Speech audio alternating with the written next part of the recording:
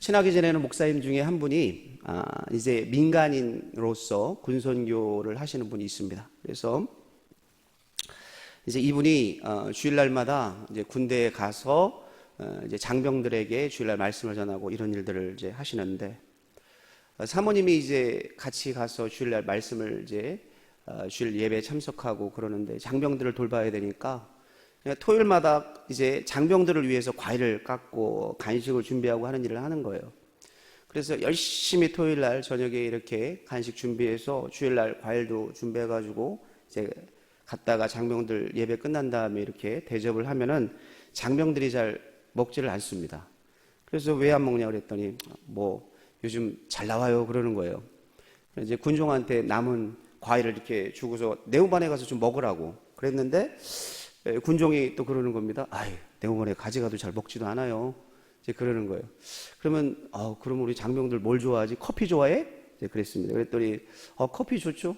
우리 집에 이렇게 누르는 커피, 그 프레쉬에서 누르는 거 있잖아요. 그 이제 그 캡슐로 하는 커피 머신이 있으니까 이제 그거 갖다가 이제 좋은 커피 해가지고 맛있는 거 눌러서 먹으면 좋겠다 해가지고 그 커피 머신 가져올 테니까 어떤 커피 좋아하냐고 이렇게 물어보니까 강남 출신의 어떤 한 병사가 손을 들더니만 뭐라고 캡슐을 얘기하는데 듣도 보도 못한 캡슐을 얘기하는 거예요. 그래가지고 목사님이 서치를 해봤더니 캡슐 몇 개가 몇만 원짜리예요. 너무 비싼 거죠. 도대체 이 장병들을 내가 어떻게 선교를 해야 되나, 어떻게 먹여 살려야 되나 걱정이 되는 것입니다. 이제 그러면서 와가지고 하는 얘기가 군선교 하는 게 만만치 않다, 너무 힘들다, 이제 그런 얘기를 하시더라고요. 언젠가 한번 저희 교회에서 청년 중고등부 교사가 저에게 와서 이런 얘기를 했습니다. 한국은 이제 코로나를 지나면서 성도들이 이제 회복되는 게 그렇게 만만치가 않습니다. 그래가지고 중고등부에 이제 아이들이 많이 참석을 안 하니까 목사님 이제 좀 중고등부 아이들 출석률도 높일 겸 해가지고 아이디어를 하나 냈다는 거예요. 그래서 무슨 아이디어를 냈는가 이제 물어보니까 이제 주일날 중고등부 아이들 끝난 다음에 인터넷 게임을 하면 좋겠다는 거예요. 인터넷 게임. 그래가지고 자동차 인터넷 게임이 있는데 그거 애들이 너무너무 좋아한다는 거예요. 그래가지고 그걸 상금을 걸자는 거예요. 그래가지고 10만원, 5만원, 3만원 뭐 이렇게 해가지고 등수로 걸어가지고 그 인터넷 게임 해가지고 애들 끝난 다음에 해가지고 그 애들 많이 모일 테니까 그거 하자는 겁니다. 여러분 어떻게 생각하십니까? 중고등부 아이들 많이 모이게 해가지고 인터넷 게임 해가지고 상금 걸어서 이렇게 주면은 그거 괜찮을 것 같아요? 그런 프로그램? 여러분 마음속에 어떤 마음이 드십니까? 당연히 그건 아니다라는 마음이 들죠? 그래서 저도 더 이상 듣지는 않고 이제 무슨 얘기인지는 알겠는데 제가 그거는 내가 기도해 봐도 도저히 아닌 것 같다. 그리고 돌려보냈습니다. 그러면서 이제 제 마음속에 드는 생각이 무슨 생각이 들었는가? 이게 세상이 너무 문화가 많이 발달하다 보니까, 대중문화가 너무 발달하다 보니까, 세상이 너무 재밌는 게 너무 많으니까 이제는 이 교회 안에서 사람이 안 모이니까 뭔가 재미로, 뭔가 대중문화에 대한 어떤 그런 관심을 뛰어넘는 어떤 프로그램과 어떤 그런 재미를 사람들에게 끄는 그런 많은 것들로 인해서 이제 아이들을 끌려는 그런 모습, 너무나 안타깝게 생각이 되고. 자, 그런데 여러분, 이 급변하는 세상 속에서 세상의 문화를 어떻게 교회가 따라잡을 수 있겠습니까? 지금 군대는 휴대폰을 다 장병들이 가지고 이제 생활을 합니다. 그리고 군대에서는 이제 내무반에 동기생들이 이제 내무반을 같이 써요. 그리고 먹는 게 너무 풍성하고 월급이 2023년에 병장이 100만 원입니다. 예? 그러니까 여러분 웬만한 아르바이트 하는 사람보다 더 많이 이제 봉급을 받는 거예요.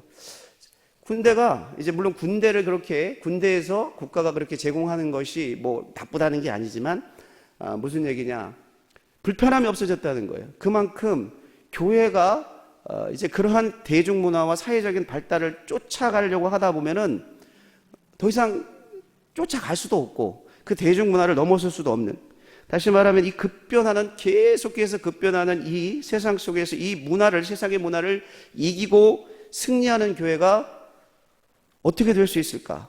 이제 이런 생각을 해보는 것입니다. 아무리 해도 세상의 대중문화는 교회가 뛰어넘을 수가 없죠.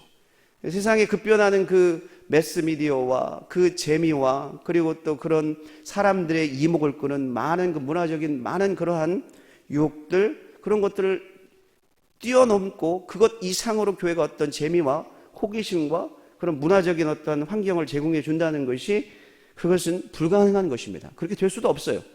자, 그렇다면은 그런 일련의 사건들을 통해서 제 마음속에 드는 마음이 무엇이었는가? 그러면 도대체 교회는 어떻게 사람들에게 영향을 미치고 어떻게 성도들에게 예수 그리스도의 어떤 참된 영향력을 줄 수 있을 것인가? 그거는 바로 복음으로 돌아가는 것인 줄 믿습니다. 그러면 그럴수록 더 복음으로, 더 복음의 본질로 돌아가는 것이죠. 더 복음을 붙잡는 것. 세상은 사람들이 이목을 끌고 사람들의 생각을 잡고 재미있는 많은 환경을 조성하고 급변하는 대중문화를 통해서 사람들의 마음을 끌지만, 그러나 교회가 그렇게 나아가는 사회를 따라잡을 수도 없을 뿐만이 아니라, 그리고 잡아서도 안 되죠. 그런 방법을 취할 수도 없습니다. 그러면 교회는 어떻게 되느냐? 복음을 붙잡아야 될 줄 믿습니다. 복음의 본질로 돌아가야 될 줄 믿습니다. 자, 그렇다면 우리가 복음이 무엇인가, 복음의 본질이 무엇인가를 알아야 되는 것입니다. 정확하게 복음의 본질을 알아야 합니다. 제가 우리 청년부 수양회를 할 때 제가 이제 강사로 담임 목사로서 가서 청년 우리 부원들하고 같이 이제 복음에 대한 이야기를 하면서 복음이 뭔지 한번 이렇게 물어보니까 의외로 많이 모르는데 깜짝 놀랐어요. 의외로. 아니, 복음을 평생 이렇게 많이 듣고 또 배우고 했는데 왜 이렇게 복음에 대해서 말을 하지 못할까? 복음이 뭐냐고 물으면 복음이란 하고서 쭉 얘기를 하고 피리어드를 딱 찍어야 되는데 복음에 대해서 얘기를 못하는 거예요. 여러분들 어떠십니까? 우리 한우리 교회 성도님들은 물론 복음에 대해서 잘 아실 줄 믿습니다. 많이 여러분들 배우셨을 줄 믿습니다. 우리가 한번 다시 돌아보는 그런 입장에서 오늘 복음의 본질이 무엇이고 우리는 어떻게 복음을 추구해야 되고 그 복음에 대한 그러한 마음을 어떻게 다시 한번 잡아야 되는지를 여러분과 한번 생각해보는 그런 시간을 갖고자 합니다. 여러분, 복음에는 분명한 선명한 세 가지 요소가 있다는 사실입니다. 첫 번째는 뭐냐? 그 첫 번째는 한번 따라 하십니다. 십자가의 대속. 십자가의 대속. 이것이 첫 번째죠. 첫 번째입니다. 제가 옛날에 그 여의도 교회를 다녔을 때 그 목장에 신방을 갔는데 어떤 이제 집사님하고 이야기를 했는데 집사분이 10년 되신 분이었어요. 그런데 복음이 뭐냐고 이렇게 같이 이야기를 나누는데 목사님, 복음이라는 것은 예수님께서 우리를 위해서 십자가에 달려 죽으시고 우리의 죄를 대속하여 주신 것, 그래서 우리가 구원받고 천국에 가는 것이 복음 아닙니까? 맞는 얘기입니다. 틀린 얘기가 아니죠. 그런데 거기서 멈춰서는 안 되는 것입니다. 첫 번째는 십자가의 대속이고 그 두 번째는 뭐냐? 제가 읽다가 다 일일이 여러분들에게 설명을 하겠지만은 같이 나누겠지만 두 번째는 한번 따라 하십니다. 부활의 권능. 자, 세 번째는 뭐냐? 성령의 내주하심. 자, 이 세 가지가 분명하게 우리 마음속에 있어야 되는 것입니다. 자, 첫 번째 십자가의 대속은 무엇인가? 여러분, 여러분을 위해서 누군가가 죽을 수 있겠습니까? 못 죽을 것 같아요? 그러면 여러분의 부모님은 여러분을 위해서 죽을 수 있을 것 같아요? 못 죽을 것 같아요? 그래도 못 죽을 것 같아요? 솔직한 대답일 수 있을 것 같습니다. 그럼 여러분의 자녀는 여러분을 위해서 죽을 것 같아요? 자녀는 죽을 수 있을 것 같아요? 부모님은 나를 위해서 죽지 못하는데 자녀는 죽을 것 같아요? 오히려 거꾸로 생각해 보면 인간이 추구하는 가장 지고한 사랑이 부모의 사랑이기 때문에 나를 위해서 부모는 죽을 수도 있겠다. 예를 들면 여러분이 자녀를 위해서는 죽을 수 있겠다는 생각 할 수 있잖아요. 그죠? 그런데 여러분이 만약에 자녀를 위해서 죽는다고 한다고 해도 그 자녀의 죄가 사해질까요? 그렇지는 않습니다. 왜냐하면 죄를 가진 사람이 죄를 가진 누군가를 위해서 죽는다고 해서 여러분 그 사람의 죄가 사해지는 것이 아니죠. 그러므로 우리의 죄가 사해진다는 그 의미는 무엇이냐? 그것은 완벽한 신이신 예수 그리스도께서 이 땅에 오셔서 성육신 하심으로 그 완벽한 죄가 없으신 그분이 완전한 의를 가지신 그 하나님께서 우리를 위해서 죽으셨기 때문인 줄 믿습니다.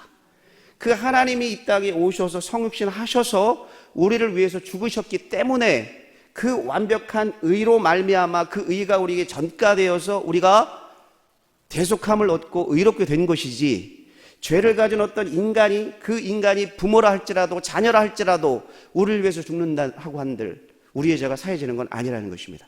그렇다면 우리가 십자가의 대속에서 가장 우리가 중요하게 알아야 될 부분이 뭐냐? 바로 죽으신 그 예수님이 하나님이라는 사실이죠. 그분이 바로 하나님이라는 사실입니다. 여러분, 이단들이 요즘 너무나 많습니다. 한국에도 보면은 자기가 재림 예수라고 하는 사람이 50명이 넘어요. 이렇게 꼽으면 알 수 있어요. 뭐 이만희, 뭐 문선명 씨, 뭐 또 누구 해가지고 뭐 너무나 많이 있는데, 그런데 다들 보면은 그 예수님의 자리 위에, 하나님의 자리 위에 자기가 자기 이름을 얹은 겁니다. 근데 오로지 여러분, 우리의 죄를 사해 주실 분은 성육신하신 하나님 예수 그리스도의 보혈의 피인 줄 믿습니다. 빌립보서 2장 5절에서 8절의 말씀에 이런 말씀이 있습니다. 너희 안에 이 마음을 품으라. 곧 그리스도 예수의 마음이니 그는 근본 하나님의 본체시나. 여기서 그가 누굽니까? 예수 그리스도라는 거죠. 예수님이 근본 하나님의 본체셨다는 것입니다. 그런데 그분께서 하나님과 동등됨을 취할 것으로 여기지 아니하시고 오히려 자기를 비워서 종의 형체를 가지사 사람들과 같이 되셨고 사람의 모양으로 나타나사 자기를 낮추시고 죽기까지 복종하셨으니 곧 십자가에 죽으셨다. 누가 주신 것입니까?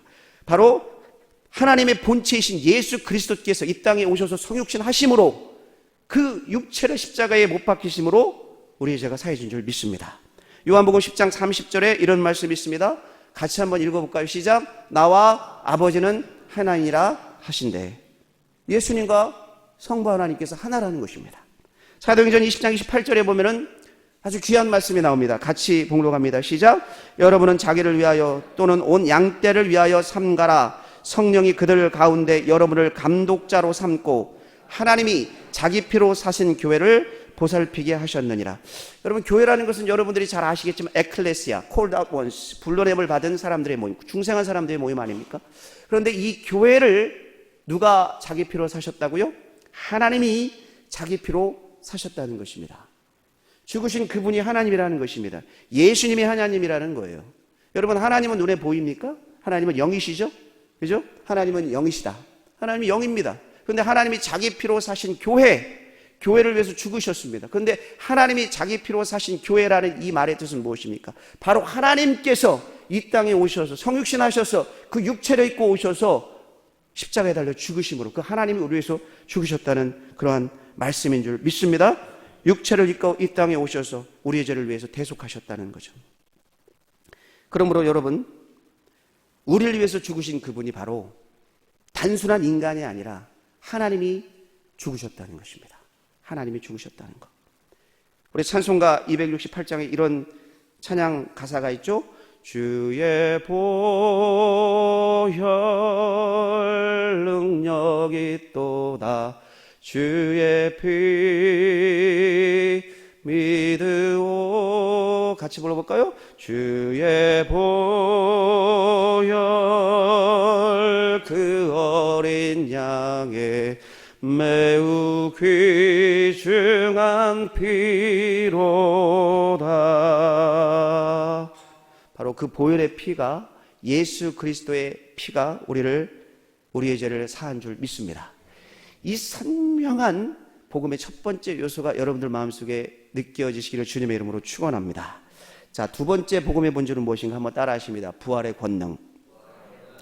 자, 여러분, 죽으신 그 예수님께서 하나님이셨기 때문에 완벽한 의를 소유하신 그 하나님이셨기 때문에 그 의가 우리에게 전가되어서 우리의 죄가 사함을 받은 줄 믿습니다. 그런데 부활은 어떤 것이냐? 그 죽으신 예수님이 하나님이라는 사실을 직접적으로 증명하는 것입니다. 고린도전서 15장 14절에서 17절의 말씀을 보면은 이런 말씀이 있습니다. 그리스도께서 만일 다시 살아나지 못하셨으면 우리가 전파하는 것도 헛것이요 또 너희 믿음도 헛것이며 또 우리가 하나님의 거짓 증인으로 발견되리니 우리가 하나님이 그리스도를 다시 살리셨다고 증언하였습니다. 만일 죽은 자가 다시 살아나는 일이 없으면 하나님이 그리스도를 다시 살리지 아니하셨으리라. 만일 죽은 자가 다시 살아나는 일이 없으면 그리스도도 다시 살아나는 일이 없었을 터이요. 자, 그 다음부터 같이 한번 읽어볼까요? 시작. 그리스도께서 다시 살아나는 일이 없으면 너희의 믿음도 헛되고 너희가 여전히 죄 가운데 있을 것이요. 자, 여기 마지막 구절을 여러분 좀 주목하시기 바랍니다. 너희가 여전히 죄 가운데 있을 것이요. 여러분의 죄는 어디서 속함을 받았습니까? 십자가에서 속함을 받은 거죠. 그런데 부활이 없다면 어떻다고요? 너희가 여전히 죄 가운데 있다는 얘기입니다. 이 얘기는 거꾸로 얘기하면 무슨 얘기냐? 여러분들이 부활을 믿지 못하고 그 부활의 권능을 믿지 못하고 부활을 알지 못하면 그 대속이 아무런 의미가 없다는 얘기죠.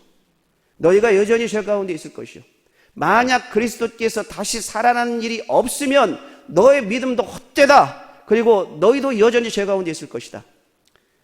여러분, 이 얘기는 무슨 얘기냐? 부활을 통하여 십자가의 대속이 완성됐다는 의미인 줄 믿습니다. 다시 말하면 죽으신 그분이 어떤 단순한 인간이 아니었다는 거예요. 그분이 하나님이셨는데 그 하나님께서 십자가에 달려 죽으시고 그리고 그 약속대로 3일 만에 부활하신 줄 믿습니다. 다시 말하면 그 죽으신 그분께서 부활을 통하여 하나님이심을 증명하셨다는 것입니다. 그러므로 여러분, 부활과 십자가는 동전의 양면입니다. 여러분, 동전 한번 보시면 앞면이 동전이 있으면 반드시 뒷면이 있죠. 근데 앞면이 있는데 뒷면이 없는 동전 상상할 수 있습니까? 네, 그런 동전은 없죠. 있을 수가 없습니다. 뒷면은 있는데 앞면이 없다. 마찬가지입니다. 부활이 없는 대속 있을 수 없는 것입니다. 부활이 없다면 사망 권세 이기시고 부활하신 예수 그리스도의 그 권능을 우리가 인정치 않으면 십자가의 대속이 아무런 의미가 없다는 것입니다. 자, 요한복음 20장에 이런 이야기가 나옵니다. 어느 날 제자들이 예수님이 부활하신 다음에 모여 있었습니다. 두렵고 떨림으로 모여 있었는데, 그런데 예수님께서 부활하신 다음에 신령한 몸으로 그들에게 나타나셨어요. 그리고 예수님께서 인사하십니다. 제자들이 깜짝 놀랐습니다. 부활하신 주님을 이제 만나게 된 것이죠. 근데 그때 도마가 없었어요. 도마가 나중에 왔습니다. 그때 있던 제자들이 우리가 부활하신 주님을 봤다고 이야기를 했습니다. 그때 도마가 뭐라고 얘기했냐면, 내 눈으로 그리고 내 손가락으로 그 못 박힌 손에, 옆구리에 손을 넣어보지 않고서는 내가 믿지 않겠다. 도마가 이렇게 얘기한 거예요. 예수님께서 그 얘기를 들으셨습니다. 그리고 나중에 도마가 그들과 그 제자들과 같이 있었을 때에 도마에게 나타나신 거예요. 그리고 이제 도마에게 다가서셔서 도마야, 도마야, 네가 얘기한 대로 내 옆구리에 손을 넣어보고 손가락을 내 손에, 못 박힌 손에 넣어봐라 말씀하셨습니다. 앞에서 부활하신 실체인 예수님을 봤는데 도마가 더 이상 아무런 할 말이 없었겠죠. 그리고 도마가 했던 유명한 고백이 있습니다. 요한복음 20장 28절의 말씀을 같이 한번 봉독하겠습니다. 시작. 도마가 대답하여 이르되 나의 주님이시요 나의 하나님이시니이다. 도마는 예수님을 공생의 기간 동안에 쫓아다니면서 따라다니면서 어쩌면 도마는 예수님에 대해서 지고한 하나의 인간으로, 어쩌면 가장 위대한 선지자로, 기적을 행하는 어떤 위대한 인물로 그렇게 생각했을지 모르겠습니다. 그런데 도마의 마음속에는 예수님이 하나님으로 인정되지 않는 거예요. 하나님이라고는 생각되지 않았습니다. 어쩌면 도마뿐만이 아니라 예수님을 쫓는 수많은 군중들과 그리고 주변에 있는 제자들도 같은 생각을 했는지 모릅니다. 기적을 행하고 신비한 능력으로 신유 행사를 행해서 병을 낫게 하고 많은 기적을 행하는 어떤 위대한 선지자나 지고한 위대한 인물인지는 모르지만 하나님은 아닐 것이다. 그런데 부활하신 그 실체를 도마가 그의 눈으로 보고 나서 그가 했던 고백이 뭐냐? 나의 주님이시요 그 다음 나의 하나님이시라는 것입니다. 도마는 예수님이 부활하기 전에 가졌던 예수님에 대한 고백이 부활하신 후에 예수님을 본 다음에 완전히 송두리째 바뀌는, 예수님을 하나님으로 인정할 수밖에 없는 그러한 복음의 본질을 깨닫게 된 줄 믿습니다. 그 성자 하나님께서, 예수님께서 사망의 권세를 이기시고 부활하신 그 놀라운 사건, 그것은 선명한 두 번째 부활의 요소라는 것이죠. 자, 세 번째 복음의 본질은 무엇인가? 한번 따라 하십니다. 성령의 내주하심. 그 부활하신 주님께서 승천하시고 이제 보혜사 성령님께서 우리에게 오셨습니다. 그 성령께서 우리 마음속에 살아계신 줄 믿습니다.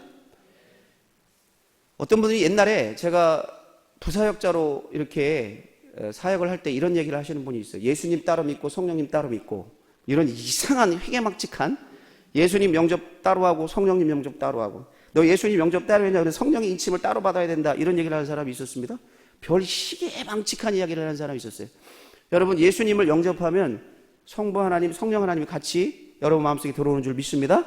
삼위일체 하나님이잖아요. 트리니티. 그죠? 성부와 성자와 성령 하나님이 함께 우리가 그 하나님을 삼위 하나님을 영접하는 것이지, 예수님 따로 영접하고 그 다음에 성부 하나님 따로 영접하고 성령 하나님 따로 영접합니까?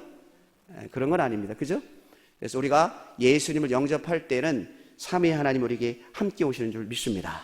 그런데 물론 우리가 살아가면서 성령이 충만할 때가 있고 성령이 충만하지 못할 때가 있죠.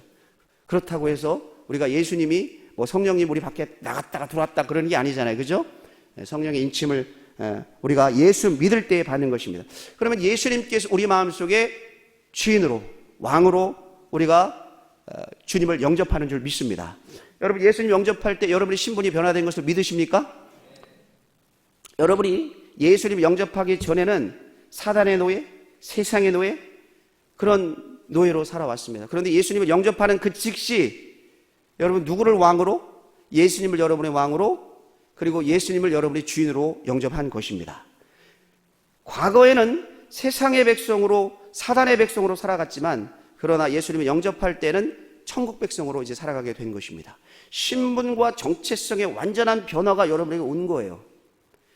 그 시점이 어느 시점이에요? 예수님을 영접한 여러분 시점이라는 사실입니다. 예수님을 영접했을 때 이미 그 영접한 때부터 여러분은 천국 백성의 시민권을 얻게 된 줄 믿습니다. 여러분, 육체의 장막을 벗고 이제 천국에 가게 되는 그 순간까지 신앙생활이라는 이 시간을 여러분들이 보내고 계신데, 그때의 주인은 누굽니까? 그때의 왕은 누굽니까? 천국의 왕은 누굽니까? 바로 예수 그리스도인 줄 믿습니다. 우리가 세상을 살아가려면 법을 따라야 됩니다. 그죠? 그래서 달라스에 법이 있으면 달라스 시민은 달라스의 법을 따라가야 되는 것이고, 또 미국의 시민이면 미국의 법을 따라가야 되는 것이고, 한국의 서울에 살면은 서울의 법을 따라가야 되는 것이고, 그런 거죠. 그런데 법 중에 최상의 법이 어떤 법이냐? 바로 하나님의 법인 줄 믿습니다. 여러분은 천국 백성으로 하나님의 법대로 살아가는 백성이 된 줄 믿습니다.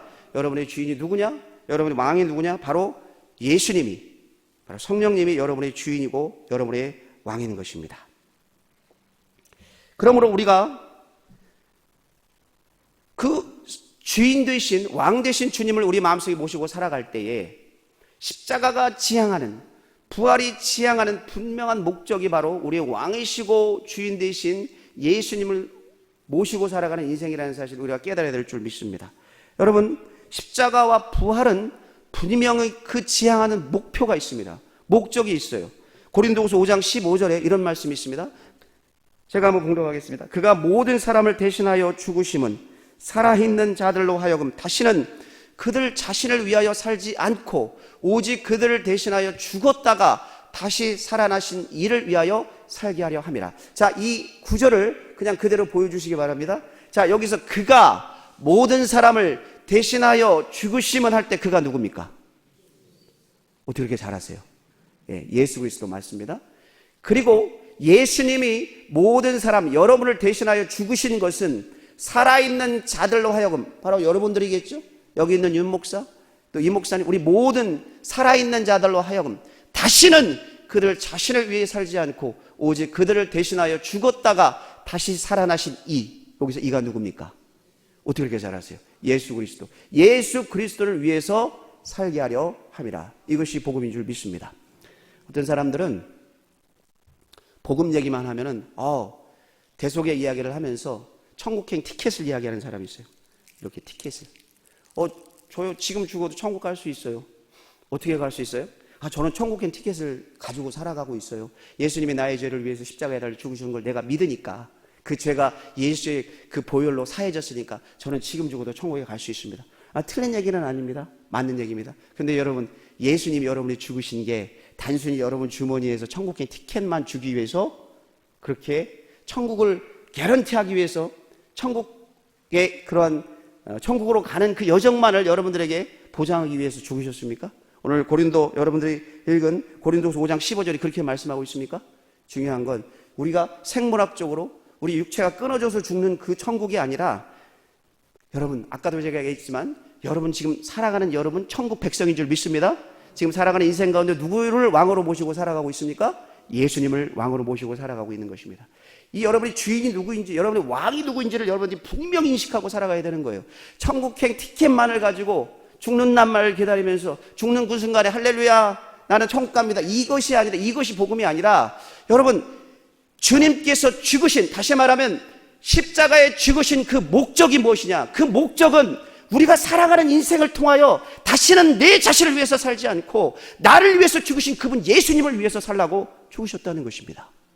이것이 십자가의 목적이라는 것입니다. 십자가의 목적, 십자가가 대속이 지향하는 분명한 목적은 단순히 물론 우리가 죽어서 가는 천국에도 있지만, 그러나 더 중요한 것은 바로 그리스도의 주재권, 다시 말하면 이 땅을 살아가면서 예수님이 우리의 주인 되심, 예수님이 우리의 왕 되심을 선포하기 위해서 여러분 예수님이 죽으셨다는 사실입니다. 그러므로 십자가의 대속은 분명한 목적이 있습니다. 그것은 오늘 살아가는 오늘 현실의 삶에 있는 거예요. 왜 예수 믿는 사람이 힘이 없는가? 왜 예수 믿는 사람이 살아가면서 능력이 없는가? 그냥 천국의 티켓만 보여주고 살아가니까 힘이 없는 것입니다. 오늘 살아가는 인생의 이 여정 가운데 예수님이 나의 왕이요, 예수님이 나의 주인이라는 이 분명한 그리스도의 주인 되심을 인정하며 살아가면 여러분 예수 믿는 사람보다 더 힘 있는 사람은 없습니다. 가장 강력하고 그 복음의 능력 안에서 가장 힘 있는, 능력 있는, 권세 있는 인생을 살아가게 되는 줄 믿습니다. 우리가 예수님을 위해서 살면은 여러분 망할 것 같고 때로는 죽을 것 같고 무너질 것 같고, 그런데 그렇지 않습니다. 오늘 우리가 읽은 로마서 1장 16절의 말씀에 내가 복음을 부끄러워하지 아니하노니 이 복음은 모든 믿는 자들에게 구원을 주시는 하나님의 능력이 된다는 것이죠. 능력이 된다. 구원을 주시는 능력이 된다. 여러분, 구원이라는 게 단순히 우리가 죽어서 가는 천국뿐만이 아니라 오늘 여러분의 삶 가운데 구원이 임할 줄 믿습니다. 때로는 여러분 인생 가운데 사업을 하시면서, 때로는 여러분 인생 가운데 너무 관계 때문에 힘들어서 죽을 것 같은 상황, 가족의 문제 때문에 쓰러져서 넘어져서 눈물을 흘리면서 이불 속에서 눈물 훔치면서 그렇게 죽을 것 같은 상황, 사망할 것 같은 상황, 그런 상황 속에서도 구원을 주시는 하나님의 능력이 바로 여러분 복음의 능력인 줄 믿습니다. 십자가는 단순히 우리가 죽어서 가는 천국행 티켓에 목적을 두지 아니하고 오늘 살아가는 우리 인생 가운데, 우리 삶의 여정 가운데 우리의 왕 되시고 주인 되신 주님, 그분을 모시고 그분을 선포하며 그분을 의지하며 그 권능을 우리가 누리며 살라는 복음의 분명한 십자가의 목적이 있다는 사실, 여러분 믿으시기를 주님의 이름으로 축원합니다. 부활이 지향하는 본질적인, 복음의 요소인 부활이 지향하는 본질적인 여러분 목표가 무엇입니까? 로마서 14장 9절에 보면 이런 말씀이 있습니다. 같이 한번 봉독해 볼까요? 로마서 14장 9절 시작. 이를 위하여 그리스도께서 죽으셨다가 다시 살아나셨으니 곧 죽은 자와 산 자의 주가 되려 하십니다. 여러분, 예수님은 산자와 죽은 자의 주님이신 줄 믿습니다. 모든 만물의 주가 되신 줄 믿습니다. 그러므로 여러분, 복음의 정의라는 건 뭐냐? 복음은 이렇게 설명할 수 있겠죠. 성자 하나님께서 이 땅에 오셔서 육신을 입고 성육신하셔서 우리 죄를 위해서 대속하여 십자가에 달려 죽으셨다가 그 약속대로 3일 만에 부활하셔서 우리 가운데 우리의 주님과 왕이 되셨다는 사실, 이게 복음인 줄 믿습니다. 우리의 주와 우리의 왕이 되셨다는 사실, 우리 인생의 주인과 왕이 되셨다는 사실, 이것이 복음인 줄 믿습니다. 이 팩트, 내 삶의 주인이 내 삶의 왕이 되셨다는 그 팩트가 바로 복음의 본질인 것입니다. 단순히 우리가 죽어서 인생을 어떻게 살든지 막 살다가 내가 천국행 티켓만을 가지고 나는 천국에 갈 수 있어, 이렇게 사는 인생이 아니라 오늘 나의 주인이요 나의 왕으로서 내 마음속에 좌정하신 그분을 모시고 살아가는 그 인생. 그러므로 복음은 여러분, 우리가 죽어서 가는 그러한 궁극적인 그러한 천국에만 포커스가 있는 것이 아니라, 오늘 복음을 그렇게 이해한다면 우리는 실제적으로 우리의 삶 속에 복음의 능력을 경험할 수가 없겠죠. 그러나 우리는 이 복음의 능력을 우리의 삶 속에 경험하는 위대한 하늘의 교회 교인인 줄 믿습니다. 고린도전서 1장과 3장에 보면은 두 종류의 그리스도인을 이야기하고 있습니다. 제가 다 성경을 찾아서 여러분들에게 말씀을 드릴 수는 없지만, 고린도전서 1장에 보면은 사도 바울이 육적인 그리스도인과 영적인 그리스도인에 대해서 이야기를 합니다. 그리고 육적인 그리스도인에게는 내가 너에게 죽으로 먹였지 밥으로 먹이지 아니한다.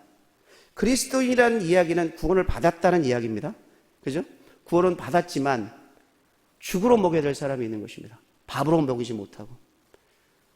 영적인 그리스도인도 있습니다. 그런 영적인 그리스도는 밥으로 먹여도 되는 거예요. 그리고 고린도전서 3장에 보면은 어떤 이야기가 나오느냐. 예수 그리스도의 터 위에 집을 짓는 이야기가 나옵니다. 어떤 사람은 그리스도의 터 위에 지피나 풀로 집을 짓습니다.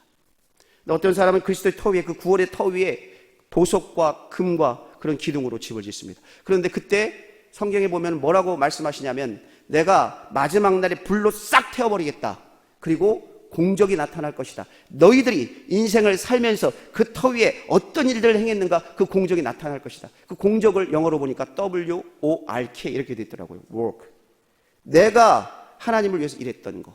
그 work이 나타난다는 거예요. 어떤 사람은 그 work이 풀이나 지푸로 지었기 때문에 싹 불태울 때 아무것도 남지 않고 간신히 턱걸이하여 구원받은 사람처럼 그렇게 천국 가는 사람 있을 것이고, 어떤 사람은 그리스도의 터 위에 보석이나 그리고 또 견고한 그러한 것들로 지어서 불로 하나님께서 태우실 때 그대로 그 공적이 남는 사람이 있다는 사실입니다. 여러분, 우리 하늘의 교회 모든 성도님들은 영적인 그리스도인이 되시기를 주님의 이름으로 축원합니다.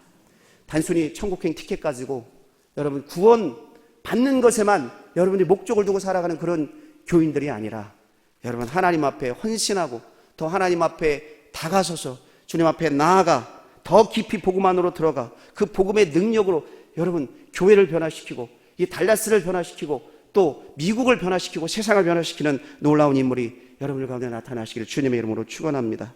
그리스도를 주인으로 모시고 살아가는 그런 진정한 그리스도인들은 여러분 가짜를 가짜라고 말할 수 있어야 되겠죠. 진짜를 선택할 수 있어야 되는 것입니다. 다이아몬드 2개가 있습니다. 그런데 똑같이 생겼어요. 똑같이. 다이아몬드가. 그러니까 나는 다이아몬드가 어떤 게 진짜고 어떤 게 가짜인지 알겠죠. 그런데 어떤 사람이 와가지고 가짜를 자꾸 진짜라고 우겨댑니다. 아니야, 그거 가짜야, 진짜가 아니야. 이게 진짜야, 이게 진짜. 이걸 믿어야 돼. 그런데도 아니야.